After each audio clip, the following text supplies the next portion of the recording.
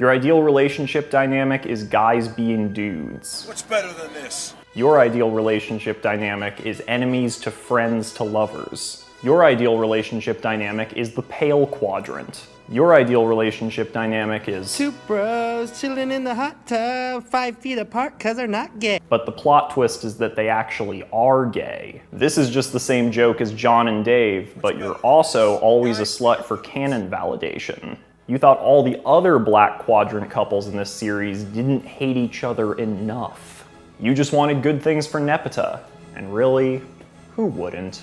Your ideal date involves being stupid together. Your ideal date involves getting stepped on. Your ideal date involves pretending you're not on a date because actually going on a real date wouldn't be ironic enough. You're always a slut for a constant state of mild resentment. You are a firm believer in the inherent eroticism of sesquipedalian verbosity. You are a firm believer in the inherent eroticism of trolling. You are a firm believer in the inherent eroticism of getting really angry over some bullshit that probably doesn't even matter. You tried to matchmake your friend with issues with your other friend with the opposite kind of issues because in theory they would even out and it would all work. You think Vriska did nothing wrong. You think Vriska did everything wrong. You think Vriska did some things wrong. You don't understand why the edgy boys have to hate the SJWs and the SJWs have to hate the edgy boys. Why can't they all just be friends and possibly smooch each other? You believe the best relationships are built on a solid foundation of dank memes. You got into Homestuck shortly after the end of your Hetalia phase. You just wanted good things for Erotic, which one could argue could have saved everybody a lot of trouble.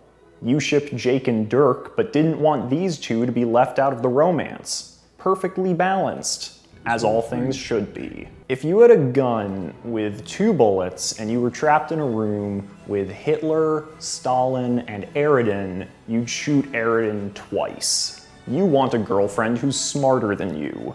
You want a girlfriend who's smarter than you, but you're also heterosexual.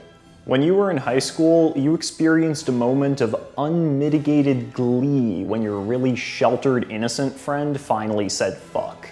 This is just the same joke as Dave and Dave's bro, but you don't understand why anyone would ship a character who doesn't even have any lines. Your interest in Dave's existing relationship dynamics is outweighed by your belief in Carcat's shipping chart. Your interest in Dirk's existing relationship dynamics is outweighed by your identification with Roxy's thirst. Your interest in both these characters' existing relationship dynamics is outweighed by your need for a girlfriend who could kick your ass.